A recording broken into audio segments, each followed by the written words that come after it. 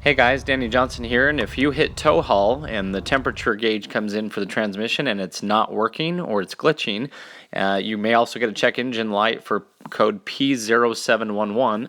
I can show you how to change that. You need this specific harness, 242-98-757.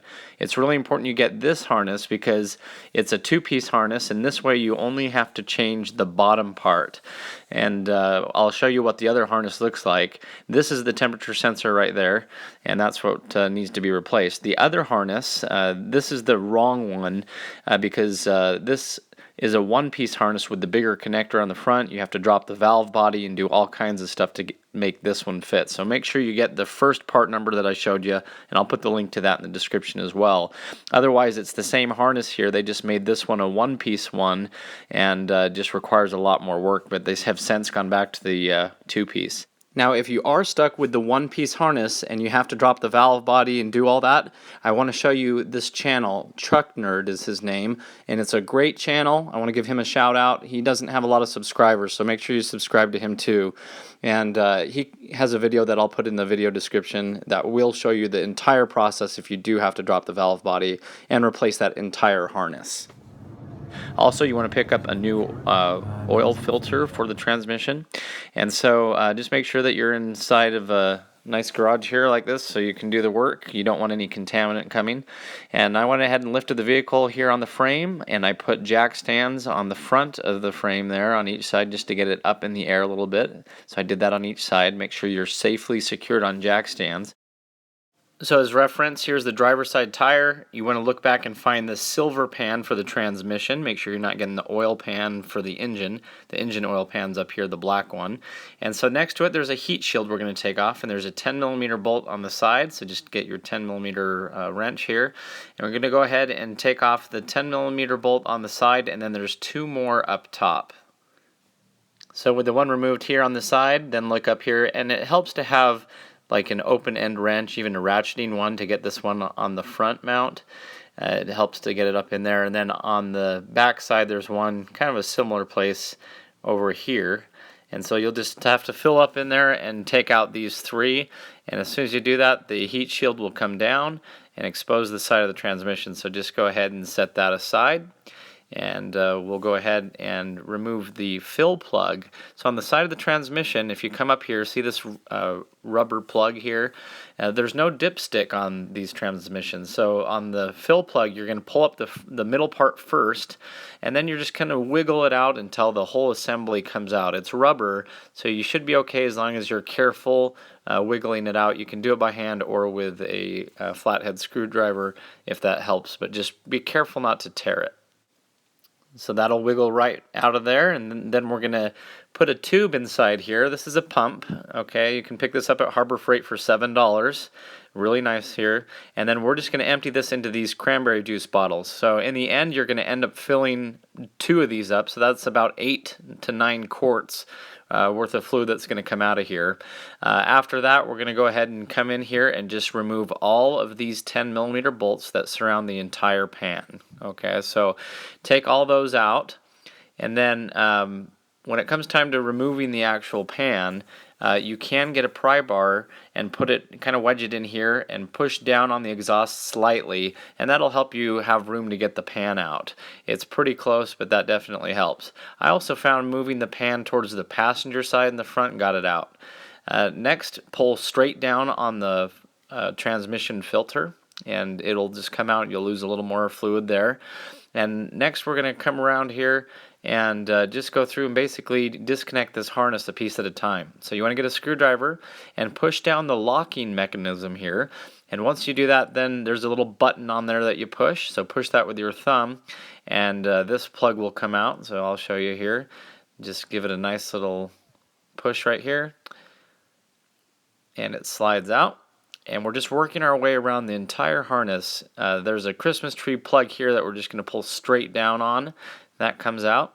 And now we're just going to go through and undo all these connectors. So following the harness, we're on the passenger side now. You're just going to push up on each of these tabs with a screwdriver. I'll show you here. You just push up and then pull the plug out. And we're just going to repeat that process all the way through. And I'll let you know the order of these plugs on the way back in, so don't worry about memorizing it now. But you just push up on each of these tabs and then pull each of these sensors out. So it's pretty simple, pretty straightforward.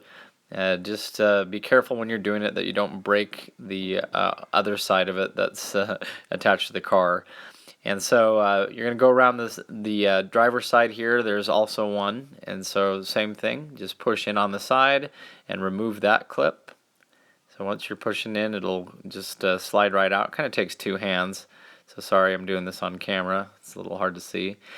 And then around the back, there's also going to be two more connectors. We're going to go ahead and remove those. So another purple colored one here. And then finally, in the very back, a white one. And so if you need reference to, you can look at the new harness and you'd be able to see it. But pretty much after we go around all these, now we can drop this entire harness. There's one master clip, so you pull down on that, and then from the back side, undo the plug. And now we're going to drop down the assembly. So there's 3 mounts here, and you're just going to get needle nose pliers, and you're going to pinch right here. So as you can see, as you pinch that together, it allows it to drop down. So there's one up front, and there's 2 kind of hidden in the back. You'll find them. Just go ahead and pinch that, and then drop it down. And eventually the entire harness will then be free and come down. So just get up in there with your needle nose pliers, pinch it, and just give it a nice little tug. She'll come all the way out.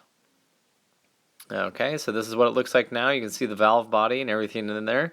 And this is as far as we go, as long as you have the correct harness. Otherwise, you have to take apart more things. So we put the new harness in. It was very straightforward. You just pushed it back up into these 3 spots, just like how we removed it. And now we're going to go around and we're going to connect all of these connectors. And so you're going to start with the white one, okay? And so it goes white. You're going to go and click it in. And then it goes to the clear one after that. So you go white, then the clear one.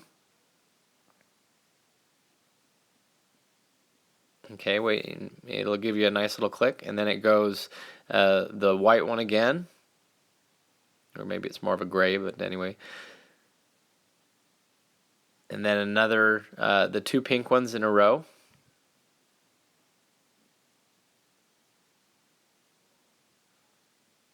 Just got to twist these a little bit and give it a nice little click.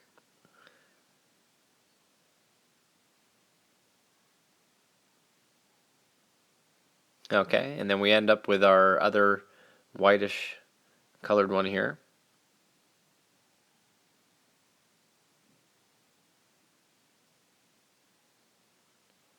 Okay, and then we come, here's our main harness here. So as you push it in, it will actually start to close that clamp on its own as you push it. So just make sure it's down. Give it a nice little push, and it'll click into its place.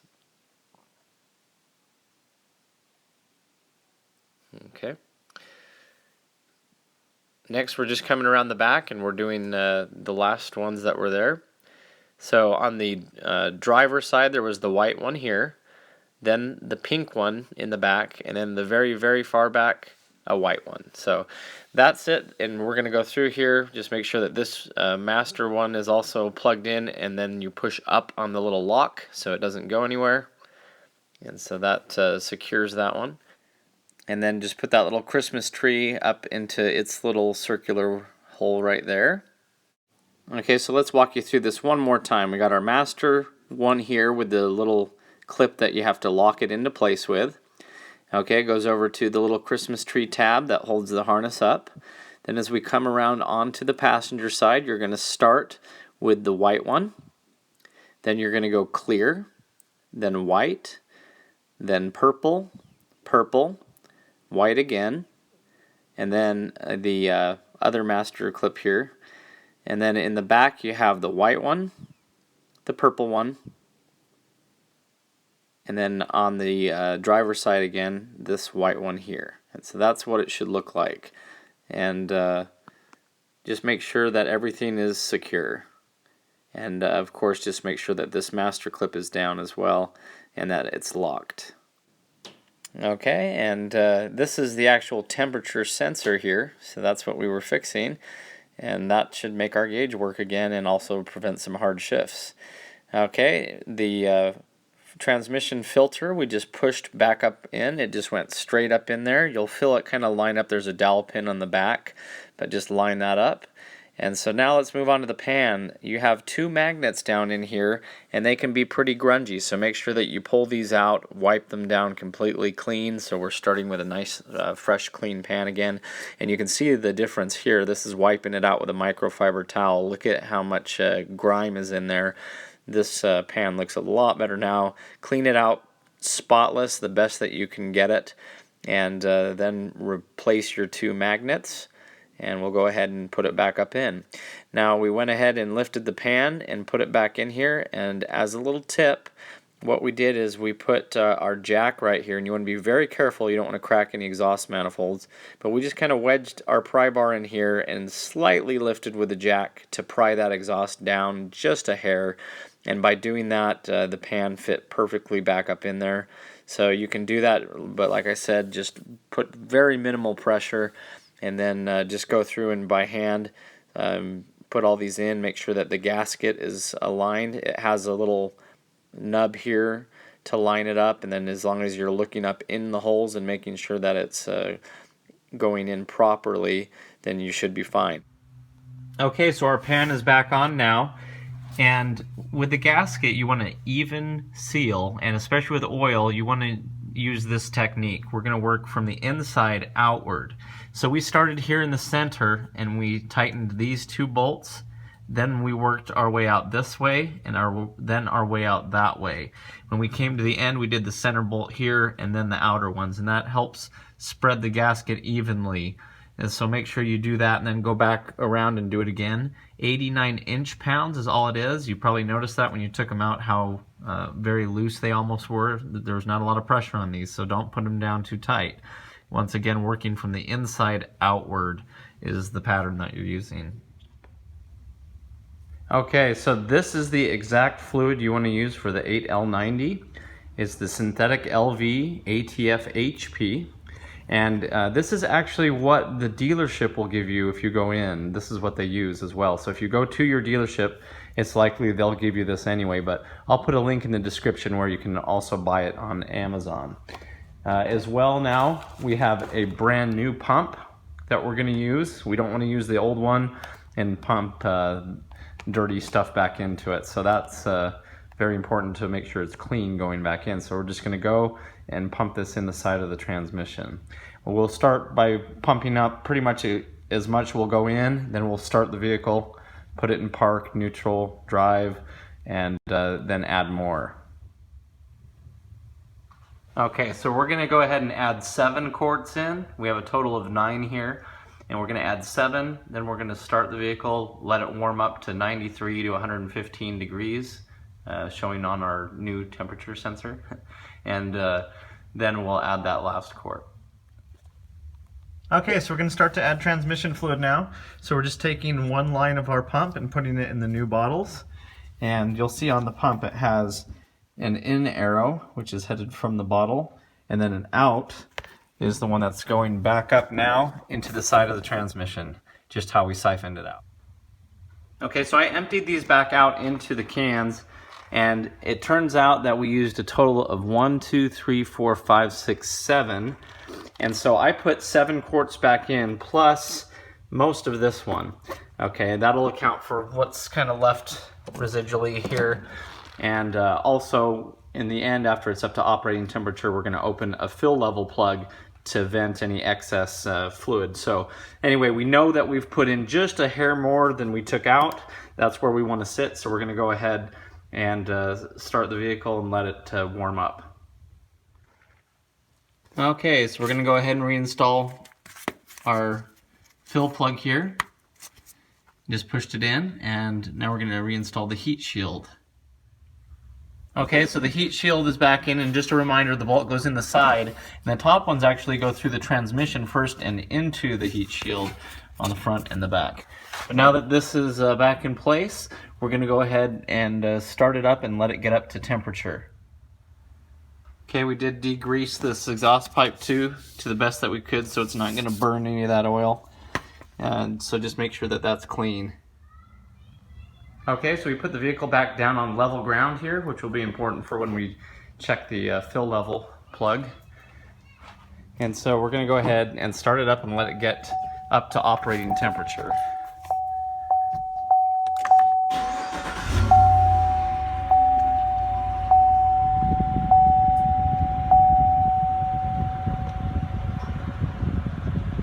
Okay, so we're going to go ahead and put it into reverse, put it into neutral, put it into drive. Just kind of cycle it through here, get the pump working.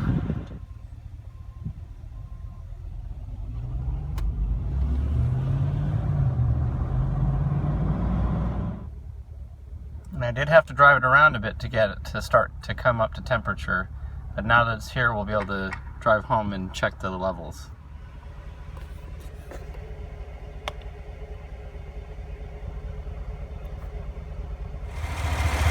So you want to go under the truck while it's running, and there's a 10mm bolt we're going to take out here. And so you want to make sure that you have a nice little can to catch any excess with. We're going to remove that 10mm bolt and wait until it's just the slow drip. And we're on level ground, that way we know that the fill level is proper. After that, we're just going to replace that 10mm bolt and make sure that it's good and snug. And then just jump up here and check that temperature sensor. And everything is working perfectly, as you can see here. Now you may still have a check engine light on until the system checks itself again. If you want it off sooner than that, you can disconnect the negative battery terminal. I'll put a link in the description on how to do that. But anyway, this is it. So if you have any questions, please let me know. And if you enjoyed, please subscribe to the channel and like the video. And check the links in the description of the video. Thanks, guys.